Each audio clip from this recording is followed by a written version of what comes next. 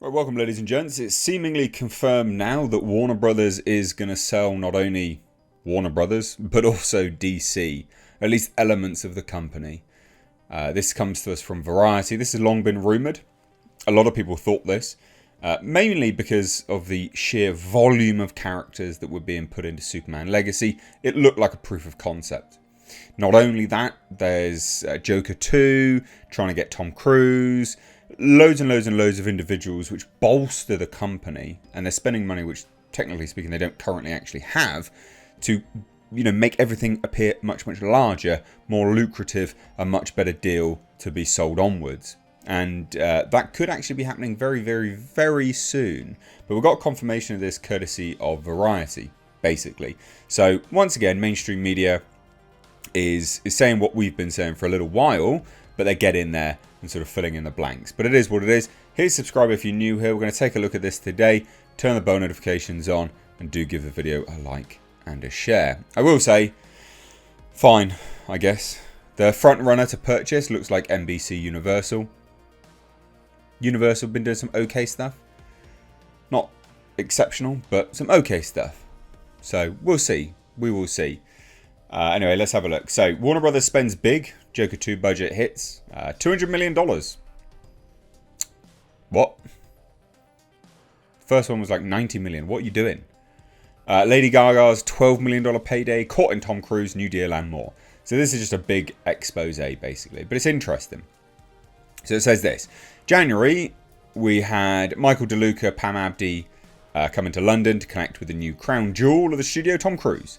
So the three met to identify a film that would kick off their non-exclusive strategic partnership. Sources say a raft of possibilities were discussed, including an Edge of Tomorrow follow-up and Quentin Tarantino's The Movie Critic, which currently isn't set up with a distributor and has Warner Brothers salivating.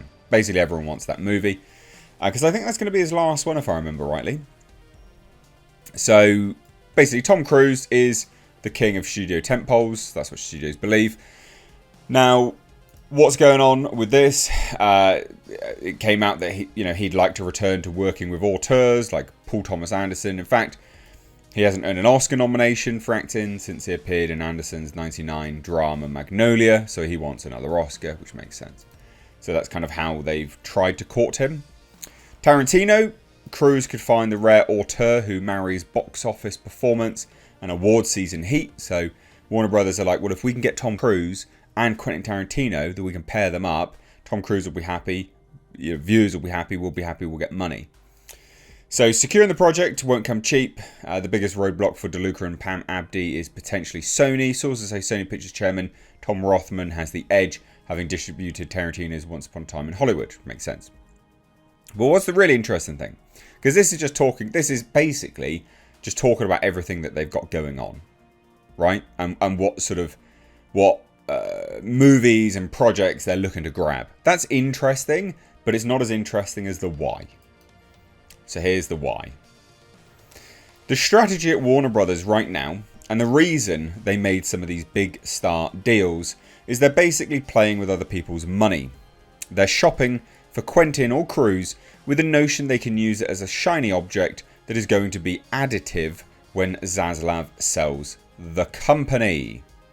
It's not a when anymore. It's not an if anymore. Sorry, it's a when. Everyone's like, yeah, when he does, he is going to.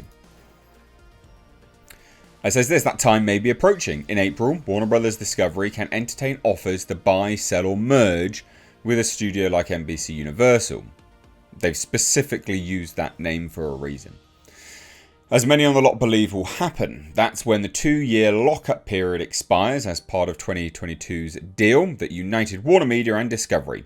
All of the recent moves, from a first look pact with Margot Robbie's Lucky Chap to the quest to land Christopher Nolan's Oppenheimer follow-up, are akin to painting a house before it hits the market.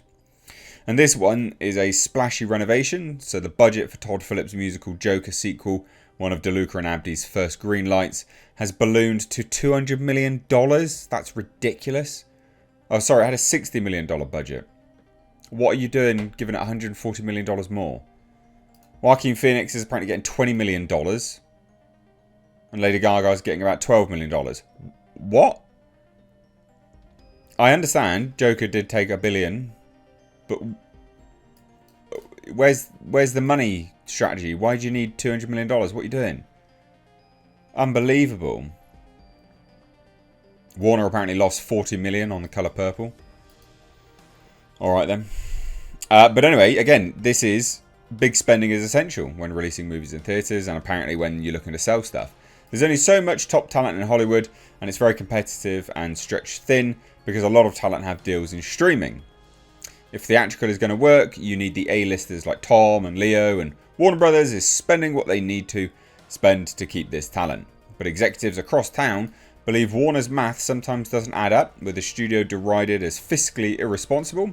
The Anderson film, for instance, was greenlit with a $115 million budget, according to sources, underscoring the gamble. None of the director's movies have crossed $80 million at the box office. His latest, 2021's Licorice Pizza, made $33 million worldwide. Even with Cruise's star power, Magnolia only mustered $48.5 million. So they're like, what are you doing? This is dumb. And this is the other interesting thing. So Mickey 17, Bong Joon-ho's film, that is so bizarre. They were like trying to release that and then they didn't, and then they pulled it and then they rescheduled it now. Super, super odd. Super, super odd. But this is why, because it was, they say this: as a merger mania draws near, DeLuca and Abdi seem unwilling to push back on talent asks. But apparently they did just that during the Coogler-Jordan negotiations. The director and star wanted 25% of first dollar gross to split, and two argued theatrical release slots for future films. Both deal points were nixed. Despite the pressure to acquiesce to the demands from top talent, DeLuca and Abdi can still say no. I mean, yeah, you should be doing that. I would say so. Absolutely. Those films have, their sort of standalone films have not done mega money, not to get 25% of first dollar gross. I mean, Jesus. So it's looking like they're trying to sell it. That's what it's looking like. So, yeah. James Gunn's Superman is set up to sell Warner Brothers. Which makes sense. Why would you have it full to the brim with characters? Literally every character you think of possible in DC is in that film. And on top of everything else, you're setting up a custom built universe that another studio can just run with. They don't have to change anything. They can just go, oh, this works. Cool, we'll make a spin-off then. Or they're trying to make something which, not necessarily a proof of concept, get my words out, but also is something to revive the brand. Even if it's just a one-hit wonder. It's just done. Cool. But revive the brand enough to make people interested. So there you go. Who do you think you would prefer to own it? DC, Warner's, who do you want to own it? That's the question. If money was no object, probably Legendary or Lionsgate. They would never be able to. They can't afford it. But I think they'd be good because they're not fully indoctrinated with this nonsense woke shite.